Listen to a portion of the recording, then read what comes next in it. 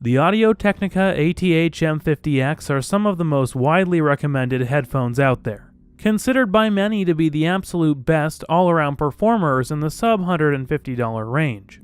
Less well known is the rest of Audio-Technica's M-Series line, all placed in separate price ranges, each aimed at a unique type of customer. The ATH-M40X, at least outside of audiophile circles, still tend to fly under the radar within discussions of high-performance, low-cost cans. At $99, the M40s serve as a little brother to the M50s, one place lower in the lineup of the M-series of monitor headphones. These headphones were first brought to my attention after reading numerous comments on my videos about the ATH-M50Xs, recommending I check out the M40s because of their flatter signal, allegedly less punchy, more balanced sound, and ultimately considerably lower price. It was hard for me to imagine a $99 pair of closed-back cans really performing so well, so I decided to get my hands on a pair and listen for myself. To say these have impressed me would be to put it lightly.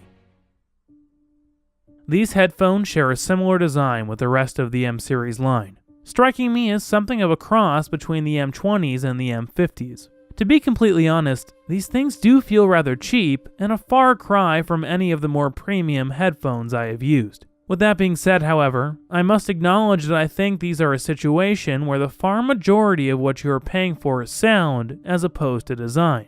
They feel somewhat cheaper than the M50Xs, and the ear cups don't swivel as smoothly in my experience. There are many popular consumer headphones which manage to pull off flashy designs but cost 3 times as much as the M40s and sound nowhere near as nice. For around-ear headphones, they are not the most comfortable and can cause the listener some ear fatigue beyond a certain point. Many have looked to replacing the ear pads with higher quality options, some going as far as to order Audio-Technica's own MSR7 pads as a solution to the lackluster comfort provided by the M40s.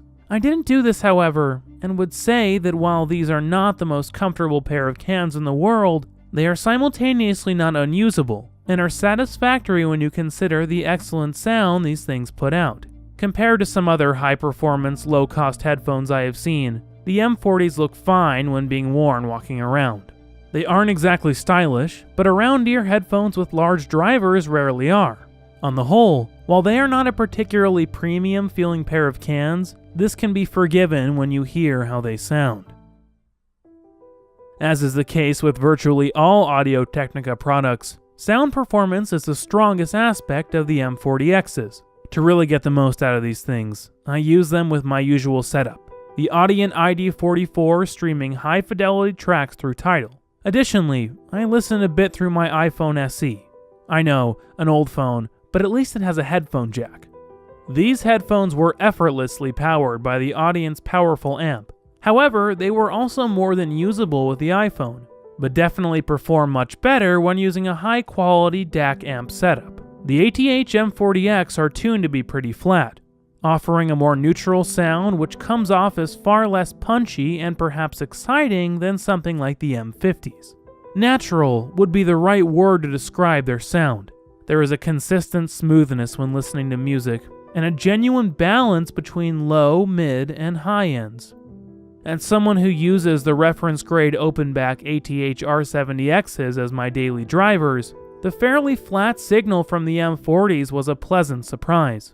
Sound signature really comes down to taste at the end of the day, so what sounds the best to me might not sound the best to you. These headphones have a very clear, yet by no means overpowering bass. When compared to the M50X, my point of reference, these have a significantly less prominent bass.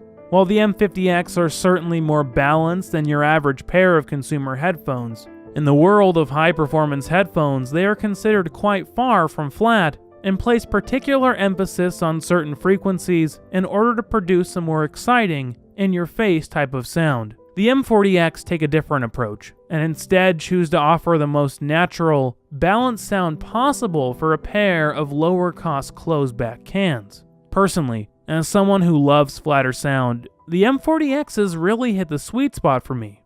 Once I put these things on to listen, it became extremely difficult to take them off because of how much I enjoyed listening to them.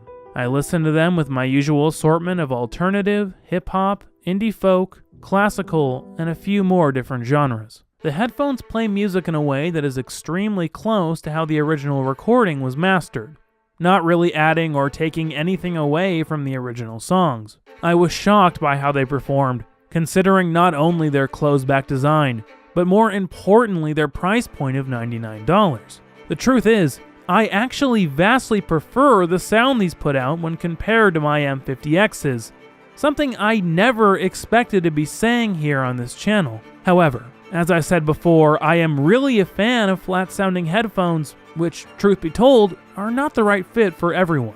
Many people, including my friend Anson who filmed this video, think that the ATH-M50Xs are the better sounding pair. Punchier, less flat-sounding headphones like the M50s sound better to many, and as I said before, sound signature with headphones ultimately comes down to personal taste. These are monitor headphones just like the rest of the line, with the differentiating factor here being the flatter sound. What that means is that these are actually a decent option for editing and mixing sound. While in my M50X review from last week I suggested against using the M50s for mixing sound, the M40s are honestly a fine option for doing so. While they won't perform as well as something like the R70X or an actual pair of studio monitors, they will certainly get the job done. While the flatter frequency response means more natural sounding music, it also means an increased ability to mix sound, as you will actually have an accurate idea of what the audio you are working with sounds like. These will prove a more than usable option for editing YouTube videos, voiceover, and maybe even some music. The ATH-M40X proved to me what can be achieved in a sub $100 pair of headphones, and are genuinely a criminally underrated pair of cans. As I said earlier, I personally think these sound significantly better than the ATH-M50X, and would be my choice between the two.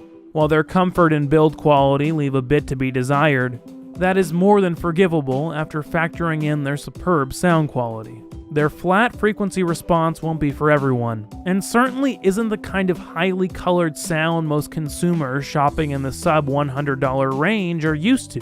In the past, however, I was someone who preferred bass-heavy, poppy-sounding headphones, but after getting my first pair of flat headphones, came to vastly prefer the more natural response. There is a good chance, if you're interested in sound quality, that like me, you will come to love the flatter response put out by headphones like these. The Audio-Technica ATH-M40X receives a strong recommendation from me, and are hands down the best budget pair of headphones I've ever had the pleasure to use, and are all in all an amazing pair of headphones. If you do decide to buy them, please use my affiliate links in the description. Huge thank you to Anson Tan, the extremely talented videographer who has been shooting these videos with me since the new year. This guy is really good, so please check out his Instagram in the description. While you're at it, please join my Discord, also link in the description if you'd like to chat with us, and go ahead and donate to the Patreon if you're interested. Until next time.